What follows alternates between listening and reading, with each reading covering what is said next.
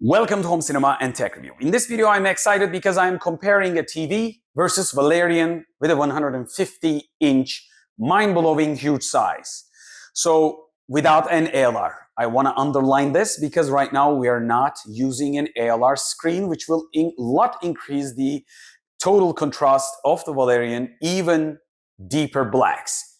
Right now, what you're seeing is a LG 65-inch QNED 816RE. This was my TV for a long time, like 1 year or so. And this is the Valerion Vision Master Pro 2 projecting huge image in a 100% brightness. TV is in the 50%. The reason that I do it, I want to show you both of them in the same time with a high dynamic range. And the size of 150-inch versus 65-inch is it's not comparable. So this is, let me just remind you, 65-inch, 4 times bigger screen is just 130-inch. So you double the size diagonally, you got 4 times bigger screen. But this is even 20-inch diagonally bigger screen.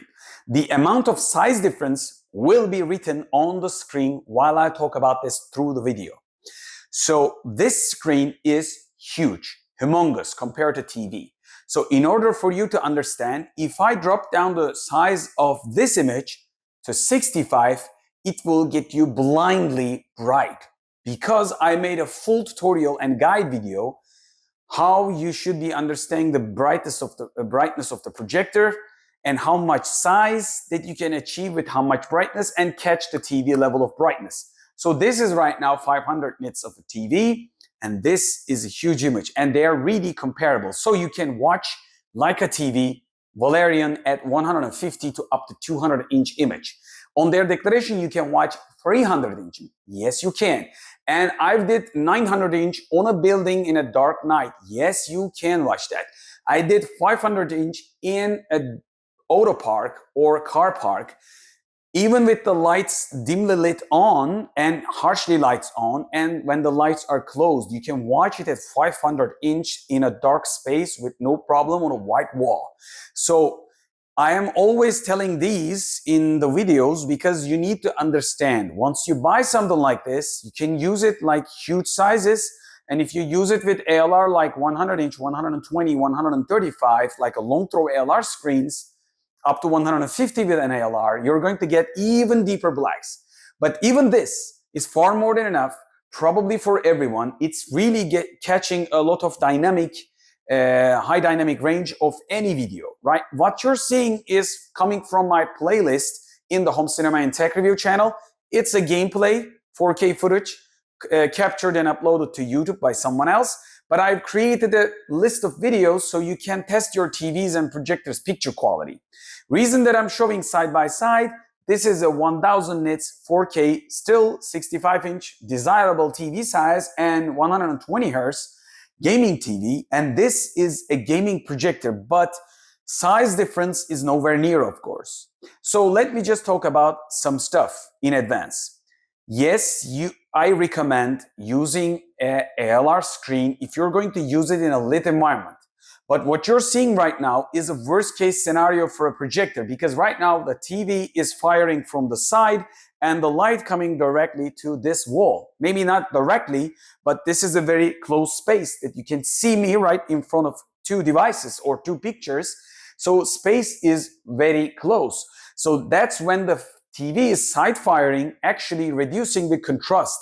Even in this condition, we are exposing a single exposure. So this is not a dynamic exposure. This is a fixed exposure scene. You're getting the same exposed 2 images, and you're going to have a clear idea. Even without an ALR, Valerion could match up with TVs. When I say TVs, I'm talking about good TVs. This could be considerable a good TV. So amount of size, picture quality, sharpness, you're going to have a clear idea since this is a 4K footage. I just want you to show you, can Valerion match to a TV? Yes, it can. If you drop it down to 100%, you can match the full brightness of this TV and you can even pass it. That's why the Valerion is capable to go around 300-inch, 500-inch, and up to my test, up to 900 inches. That's why it is too bright. In the dark scenes, our eyes adjust. That's why people don't need extreme lights when it comes down to the dark room setups. But once you want to go big and try to achieve the high dynamic range, you need the brightness, because the bright scenes will be a lot brighter and will give you the more dynamic range the higher you go. That's why the expensive TVs still starting from 1000 nits and above. Because if you go lower, like 500 nits, 450 or 350 nits for budget-friendly TVs, the reason that they sell them, cheaper is obvious, because you are not going to get the full dynamic range because you don't have the brightness range to move around. But right now you do with the Valerion. I know I'm talking too much maybe about the brightness and the picture size. That's obvious. One is projector, one is TV. But this is a GVC style, Epson high-end style, or Sony cinema level style projector in a compact size. That is what's amazing about this. So you can take it into a small case of its own, like a bag, and you can carry it in anywhere, and you can create a huge picture. And you probably will hear the entire audio quality of this in a separate video. And hopefully I will create a couple of dedicated videos with ALR and side-by-sides too in the channel. But I'm trying to, figure the way out to shoot them, because this sensors, exposing TVs, ALRs, some people ask laser speckles, everything needs to be perfect for me to show you what I see through my eyes. Because I can show you TV better, I can show you Valerion better, but I want to show you both of them to the way that I see it in real life. That's what matters, and that's what difficult. That's the difficulty of shooting this sort of comparison or side-by-side videos. So this is a 25 to 30 square meter small studio that I got, and there will be another test room for people and home cinema and tech review with Technobiotic collaboration. So in that test studio, I have more screens like Fresnel screens, and I have lenticular screens. I have long throw ALR screens. So you will have much more ideas with a pro level projector and how you can go even better with different screen types. I just want to show you in this video, even if you don't have the budget for ALR screen in the first place, when you first buy your projector, you start with this point, you will be happy with just a white wall. And if you have ambient lights, and if you want to get rid of the TV, you could go 120 Fresnel or lenticular ALR for more ambient lights. But if you're going to use it in a lit room, I will explain all this with a long throw ALR screen probably. And I'm going to probably show you in the upcoming videos. For this sort of side-by-side comparison, I want you to subscribe, like the videos, hype them if you can, and write comments and ask your questions, what do you want to see next. Reason that I'm not talking about the brightness measurements of the Valerion, I haven't finished my full review, but the calibration is like pro level. Smart functions is like, again, pro level of this device. And this is the default dynamic tones of Valerion. I haven't done anything, and this is the TV. And they're really matching quite one another. Of course, TV has deeper blacks because right now Valerion has no ALR screen, and TV is side firing the light to the wall of this wall. So it's not the ideal setup. It's maybe the worst case scenario for Valerion, but even for the worst case scenario possible, this is an enjoyable image. And how much light right now in the room, if you ask me, let me tell you that right now where I sit, I can easily read books without, too much of a problem. I know it's not ideal, but if I rotate the book like this, amount of light bouncing back from the wall, I can clearly read books. I'm not joking. I can see every bit of detail in my hand. Reason that you see darker this video, because I need to fixed expose this video in order to get the detail on the bright highlights of this TV and Valerion, because they are too bright. I need to dim down the brightness. I've explained you all this sort of stuff in early videos. I don't want to repeat myself, but people might think I am too dark and the room is extremely dark. Right now, I can see the details in the entrance ground level, and I can see my hand or even my fingertip with a fingerprint. I can see my fingerprint. That much of a detail I can see from the bouncing back light from the wall. But you're seeing quite a bit of contrast. That was what I want to show you. For more videos, subscribe, like, and comment if you can. And ask your questions, because your questions might become my next tutorial and guide video. One of the reasons that I want to shoot this sort of video side by side, and I made too many, I want you to understand projector could catch the TV. Some people say OLED, QLED, mini LED, deepest blacks. Well, after 120 inch, if you don't pay an arm and a leg, you can't match the projector. And the cost of this projector is just the similar level of 65-inch OLED TV.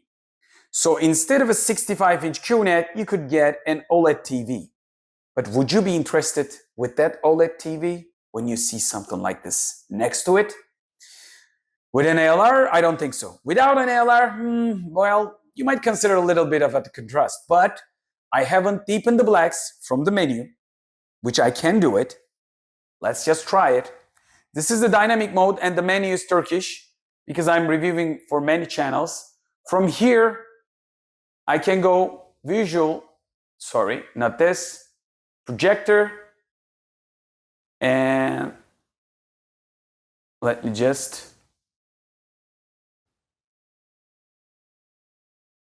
check the modes.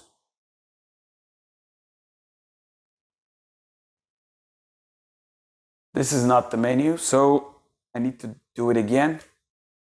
By the way, both of them are in commercials, I guess. So wait for this. I'm going to match them up, don't worry. While the commercial is happening, let's find out the menu, because since it's changed to Turkish, go to here.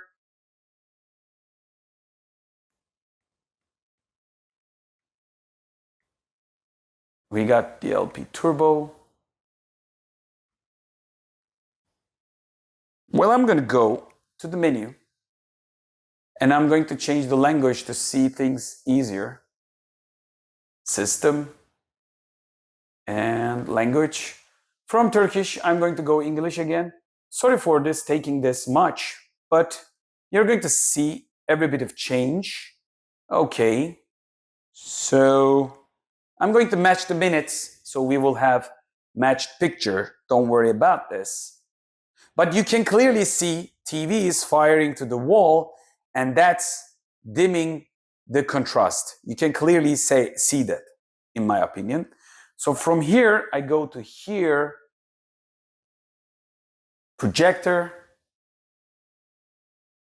Okay, position alignment, wall color adaptation. By the way, I am too close for this huge screen, so I'm going to hit it again. It's not the projector menu. Let's go here. Picture adjustment settings, brightness, color, clarity. Let's go here. From here, laser luminance at 10%. The contrast is 57 and black levels are 24. And I can dim them down. Let me just first play the video.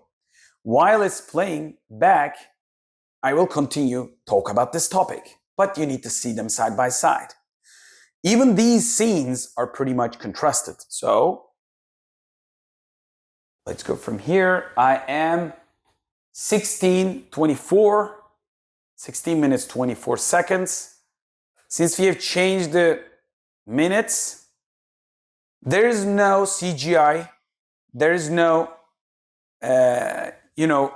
additional commentary. Let's go to the minutes of 16. 16 to 24. Okay, 26. So I will use it. Okay, 27. I'm hitting OK.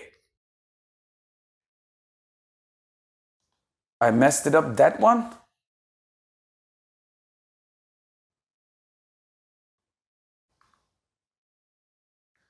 Sorry for that. Let's go back again. 29. It will continue from where it left off. 20. 29.